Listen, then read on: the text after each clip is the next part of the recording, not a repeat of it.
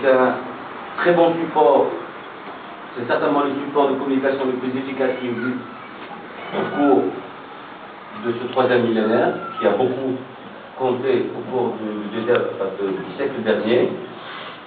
L'image est une chose qui permet de rêver, qui permet de réfléchir, qui permet de s'identifier, mais qui en même temps est un danger parce que l'image a une telle force de s'adresser aussi bien à l'intellect qu'à l'affect.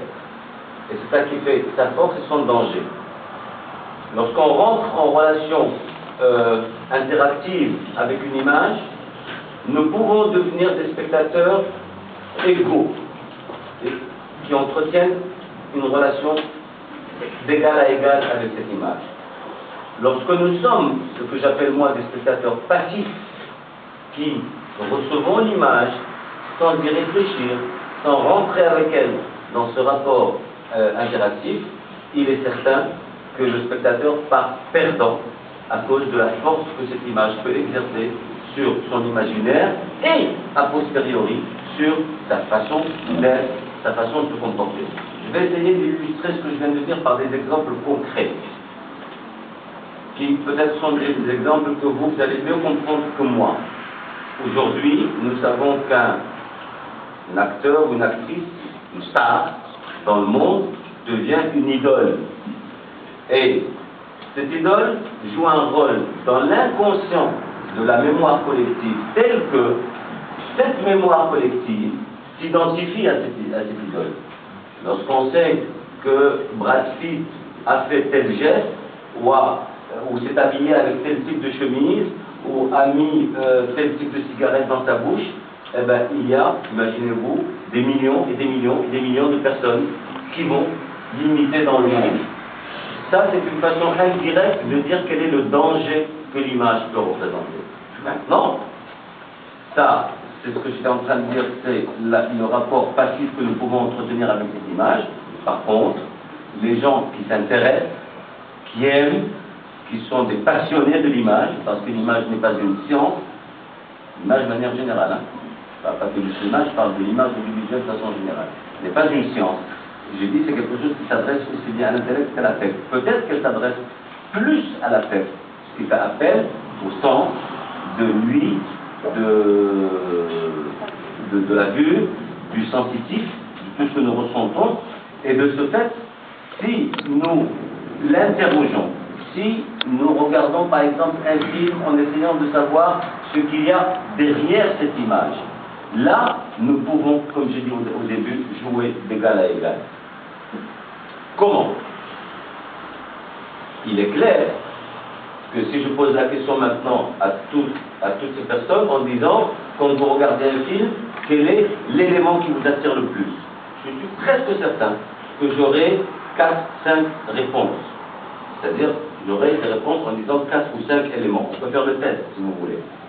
Quand on sait que les composantes d'un film sont supérieures à 150 éléments, cela veut dire quoi? Cela veut dire que le spectateur passif, quand il regarde, il ne voit que ces 4 ou 5 éléments. Généralement, c'est l'histoire du film, généralement, c'est le jeu des acteurs, rarement, c'est le son du film, très rarement, c'est les moyens techniques utilisés dans le film. Alors que, quand on veut rentrer dans une relation active avec cette image, il nous appartient de réfléchir et de nous poser toujours la question, que veut nous raconter cette image? Là, on commence à déblayer le terrain et on commence à dominer un peu plus cette relation entre nous et l'image. Voilà un peu quelle est, enfin le mot philosophie est un gros mot, hein. Voilà un peu ma vision de ce que c'est, mon rapport en tout cas à moi, et ce que je souhaite être le rapport des autres avec l'image.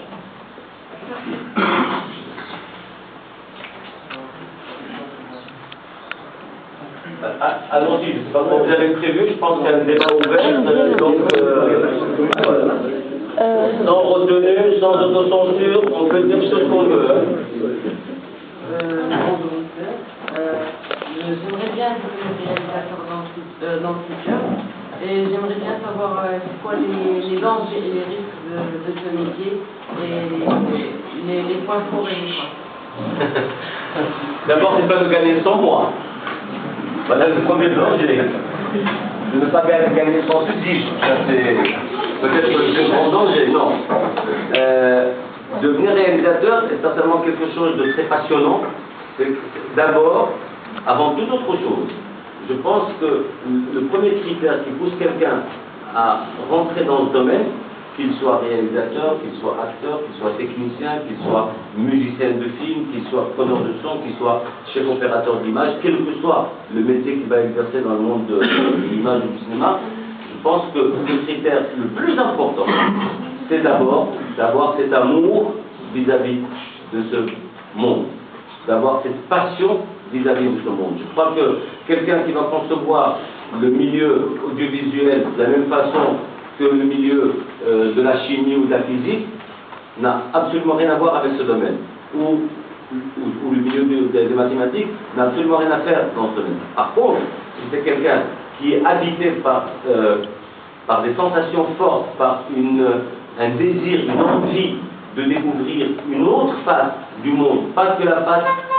scientifique pure, carré, 1 plus 1 ne peut donner que 2, etc. Là, c'est quelqu'un qui peut aller dans ce monde. Qu'est-ce qu'il lui faut faire? Qu'est-ce qu'il lui faut faire? Évidemment, il y a un parcours. Il y a 2 siècles, il n'y avait pas d'école du cinéma. Vous savez que le cinéma est natif de 1895. On est à peine à un siècle et quelques. Les premières images, des amis en boîte en 1895. Donc, tout le cinéma n'est pas un art ancien. Donc, il n'a pas beaucoup de recul.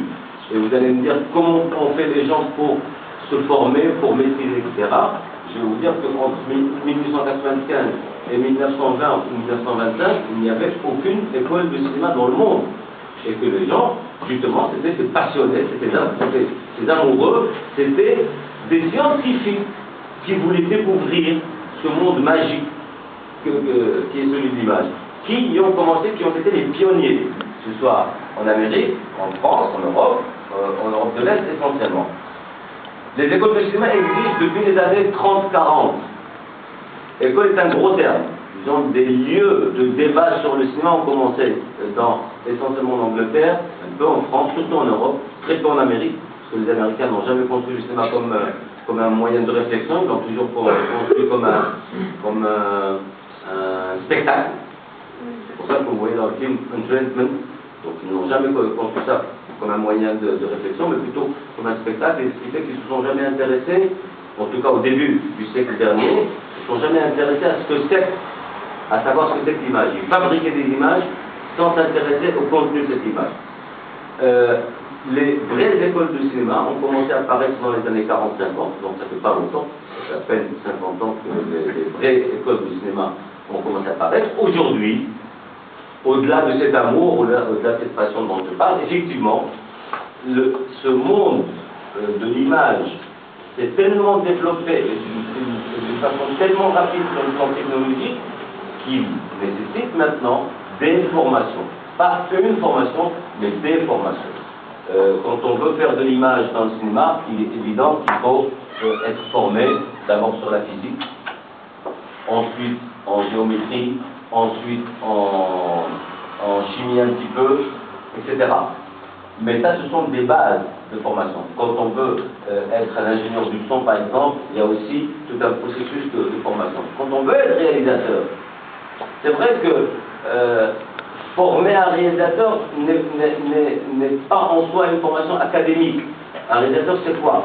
C'est quelqu'un qui a une vision, c'est quelqu'un qui a une vision horizontale, c'est quelqu'un qui doit avoir touché d'abord à la philosophie, ensuite à la psychologie, ensuite aux relations humaines, aux sciences humaines de manière générale, et qui a un background littéraire, culturel, de manière générale.